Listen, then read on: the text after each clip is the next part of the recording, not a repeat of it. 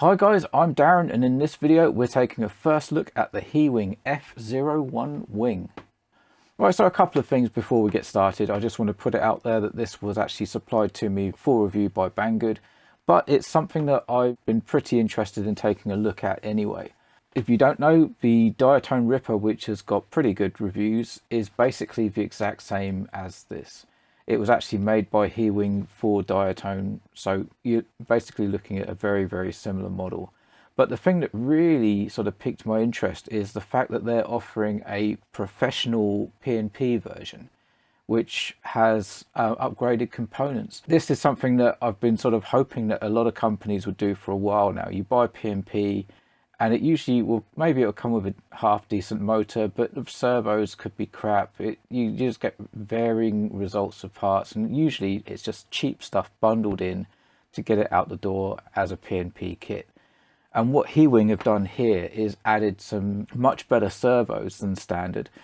And to be honest, the price wasn't actually much different to regular PnP. Actually, when this was sent out, the price for the professional PnP was less than the regular PnP, which came with cheap plastic geared servos and a lower powered motor. So let's get over to the desk and have a look. Right, so apologies for the light ring. There's not really a lot I can do about this at the moment. I'm going to try and get some better lighting for in here for the workbench. But yeah, this is the box. There's no real differentiator between a regular PnP and this professional PnP. They both just say PnP. So yeah, I've had a quick look and it is the professional one that has arrived. So let's get it out of the box. It's quite a nice box. Nice cardboard, and as you can see, there's no damage. This was basically shipped in a plastic bag, and the box is completely undamaged. So inside the box we have more boxes. So let's have a look what's behind door number one. So I quite like the fact that it's all packaged in cardboard. It is recyclable, so that is a bonus. And what we have here is the fuselage. Right, so we have a couple of LEDs in the tail. Plastic is semi-opaque, so that's quite cool. Looks like it has like prisms in there to diffuse the light as well, so you get a... But yeah, we'll have a look at that when we get it hooked up. The only thing I'm not overly keen on, this plastic is what's being used to mount the motor to, so I hope it's rigid enough and not brittle. This little cover here is glued on, but obviously the ESC is positioned there, so it would have been nice if this was left off so that you could put the ESC in and then glue that on afterwards. It could mean that you could potentially solder the ESC in place and have, you know, much shorter wires. So we have a little channel here for the spar, so it looks like it doesn't actually encroach on anything at all, so that's great. Plenty of room in here. So this is just a battery I had to hand on the bench. That's a 4000 3S multi-star, and yeah, loads of room. Obviously you've got flight controllers and stuff to go in there as well, but you can see it's not a small bay. The actual foam, it's not the stiffest foam I've seen. The magnets are pretty well glued in by the looks of it. It might be worth just putting a thin layer of E6000 or something over the top just to give it a bit more support. And then in the front we have the position for our camera, so you can tell by that it's sort of micro-sized camera. Alright, so this is a baby Ratel, so this is a smaller than micro, but it has the micro case on, and you can see that it sort of is the same size as that square. Obviously on a regular micro the lens will be a 12mm anyway, so. But yeah, so a regular micro-sized camera will fit in there absolutely fine. The actual moulding looks pretty decent. There's, yeah, nice air intakes. There's not too much swarf, I guess you'd call it, from the mould. It's all nice and clean. This, yeah, as I say, it's not the stiffest foam, so it probably would benefit from laminate, just especially if you're flying on rough surfaces. But yeah, pretty decent so far. So this is our bits and pieces. Do this stuff first, it's probably a bit more boring. Right, so we have some foam. Looks like possibly for the servo covers, but why you'd use foam for servo covers, I don't know. Right, I'll come back to those. We have some wooden plates, which if you've noticed, this whole bottom part has a plate sweep, so it looks like these can just screw in wherever you want them. So you could have one for this, maybe a battery strap. That could be for a flight controller, I guess, so that would be up the back somewhere. Obviously, depending on what size battery and what CG you want to run, you can move these about to wherever you like. A bit of Velcro. Alright, so we have two props. We have a 5x5 and a 6x4, and yeah, they seem to be the typical sort of quad props you get. They're not very stiff. I would be using APC, or a decent prop. That's quite a cool battery strap. Nice sort of reflective, not overly thick, but it actually feels quite sturdy, so yeah, that's quite cool. I like that. Right, we have a regular motor mount, so that will bolt onto the back here, and then the motor will bolt onto the middle. So it looks like it's got sizes for different size motors, which is pretty useful. All right, we have a few plastic pieces. Now, I believe that these are for if you're using DJI. And we have this plate here, which again looks like another motor mount, but it is slightly offset. This side here is thicker than this side. That will be obviously to change the thrust angle of the motor. It's just going to be used as a spacer. That is something to go in there for your lens. Right, the next bag.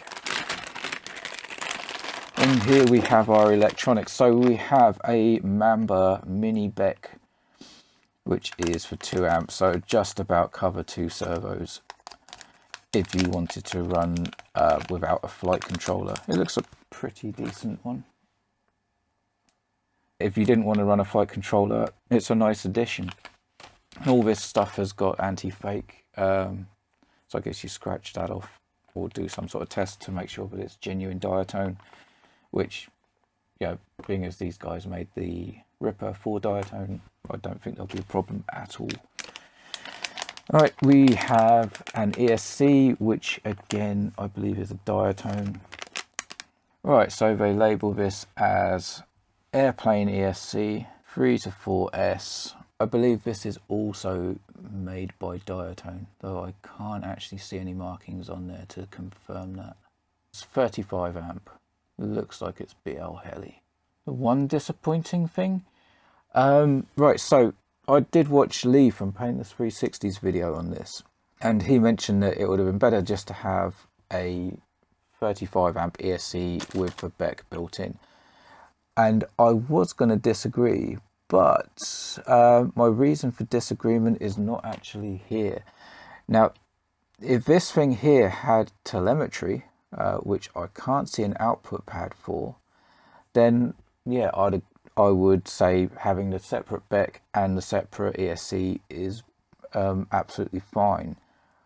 But this thing, even though it's supposed to be BL Heli, does not have a telemetry pad, which is a little bit disappointing, to be honest. I was hoping to sort of run RPM and temperature from the ESC.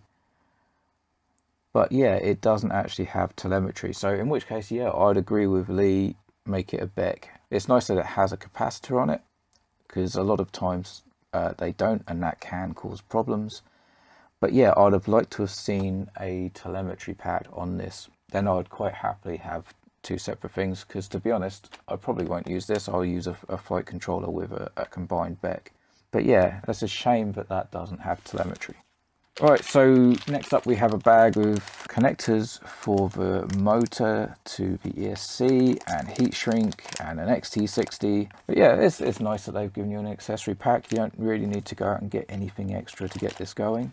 Bit of heat shrink for the ESC. All right, the servos. See, this was one of the main reasons that I wanted to get this professional version, is that it ships with GDW DS 031 MG servos. Now, GDW make really quite nice servos. Obviously they're sort of mid-table, they're not your high-end stuff like your servos or anything like that, but they do make some very nice and very good quality servos for a decent price. I can hardly feel any slop in that at all. So it's nice to see that in the kit. This was the reason why I liked the Professional PnP kit. I hope that more manufacturers go this route. So while we've got that in here, I want to come onto this bag, because in seeing the photos, this was what I was most disappointed in, to be honest. These control horns, they aren't brilliant. The holes are way too big for most applications, so it's a shame that they didn't have better control horns. I mean, this sort of thing I don't really care about. I've used those with S800s before and not had a problem if you glue them in. But yeah, it would be nice if the actual holes in the control horn would started off small and let you, make them bigger to fit what you need. But these linkages are just crap. They aren't the stiffest of linkages, so you will get a bit of play, but also there's quite a lot of movement in that.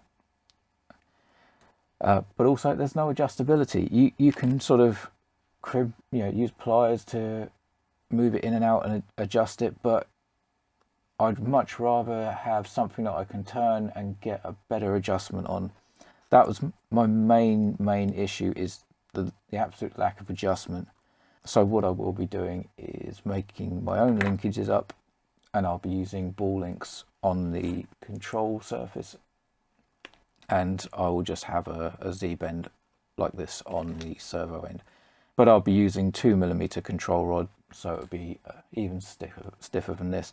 I've heard people flying and not having problems, but I just really don't like it. The fact that it's not adjustable. But other than that, so far, to be honest, this model does look very nice. All right, so put that to the side. And then the last thing in that pack was the motor. Now, this is something else that it's not that I don't like it, but I have questions about it, because, well, to be honest, it's different. The motor, I believe, is exactly the same as what comes with the Ripper. It is a 2205 2350 kV.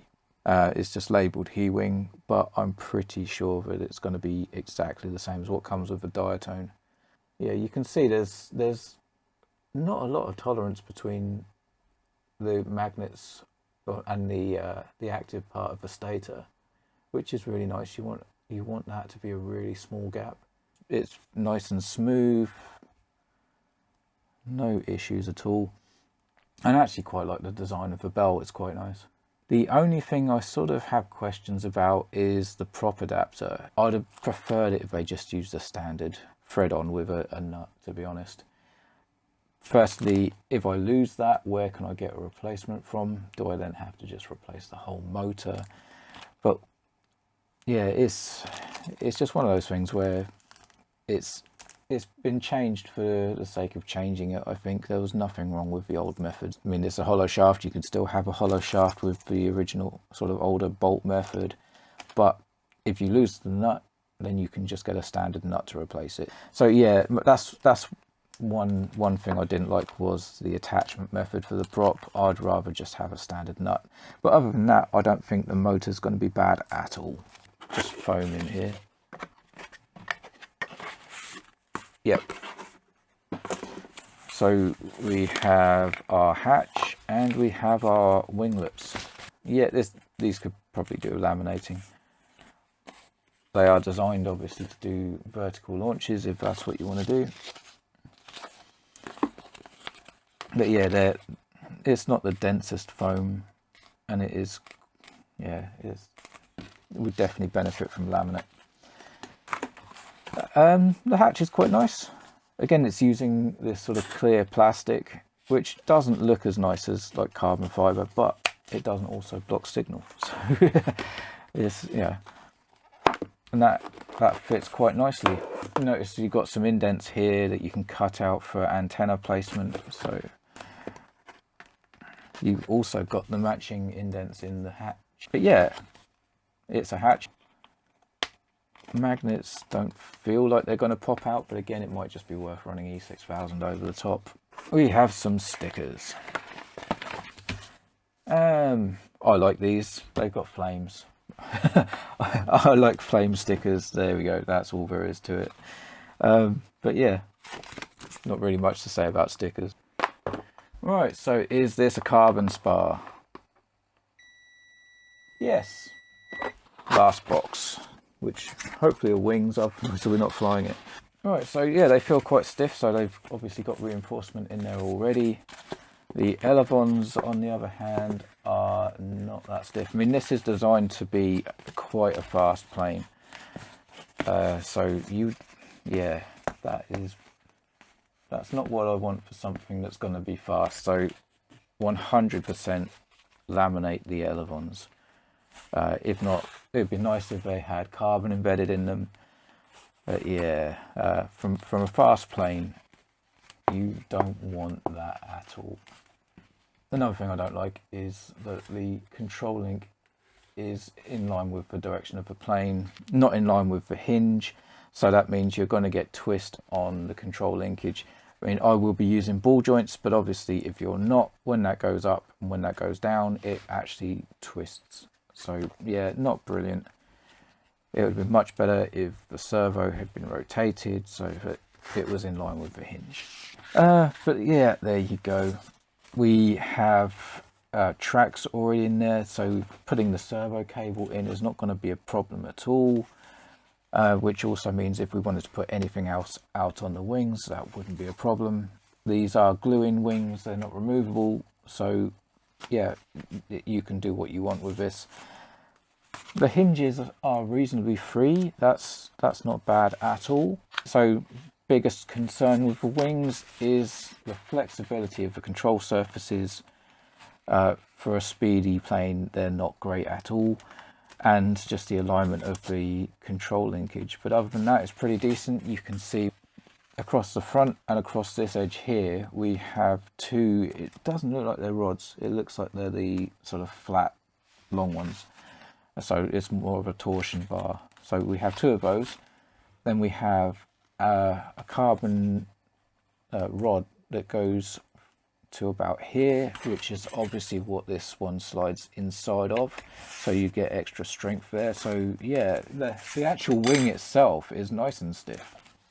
It's just a shame that the elevon isn't, and obviously the other wing is identical. You can see there are CG marks here, which from what I understand are pretty bang on the money. So you either want to go in the middle or slightly forward of the middle. But I will be putting some little pin heads in there just so it makes it easier to get the balance point. And finally, if we look at the profile, we can see that there is reflex built in.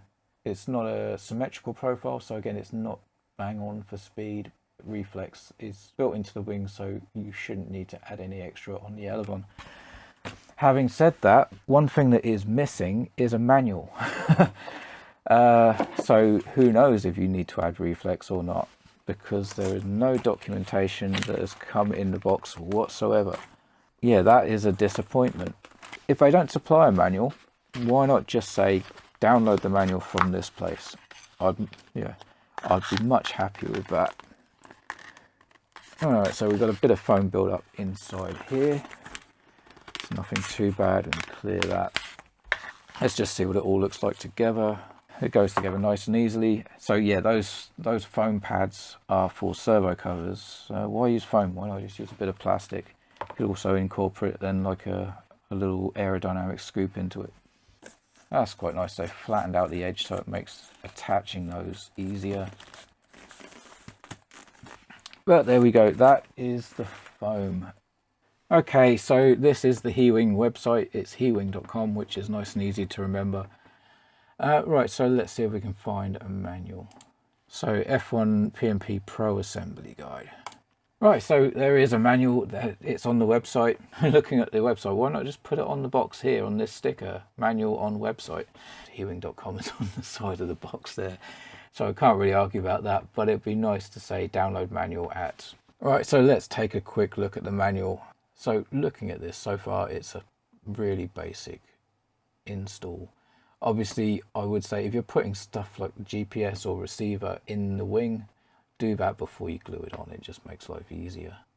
Right, so here's the standard motor plate, and you can see that they've just put 2 screws in. Why put 2 screws in? I know they do it on quads, put 4 screws in the plastic plate to give it 2 degrees of right. Now, you don't usually find that on pushers, but if you need this all the time, why not just build it into this plate here that's already on the model? I can't see any reason why that wasn't already built into this mold here. So it's almost like it's an afterthought. Yep, there we go. So 2 degrees to the right. So obviously the thicker part of the plate on the left hand side, the thinner part on the right hand side. Yeah, you can see there, you want really that to be in line with the hinge at a 90-degree angle to the hinge. Okay, so that's all that they've given so far. So yeah, a pretty decent manual for actually putting it together, but absent are throws.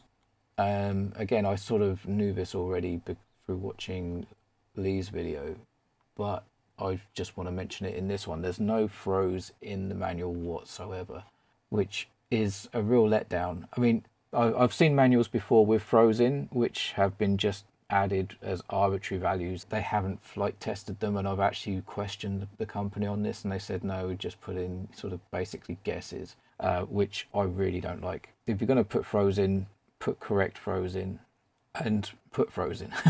don't leave them out. So the manufacturer should test these planes in flight, so they will have a range where it flies well, whether that's for sedate flight or aggressive flight. And what they can do in the manual is say, for the roll, have 8 to 12 millimeters, depending on your preference. Then obviously you can start at 8 millimeters because you know it's safe, even if it's going to be sedate. Then increase it if you find that you want more.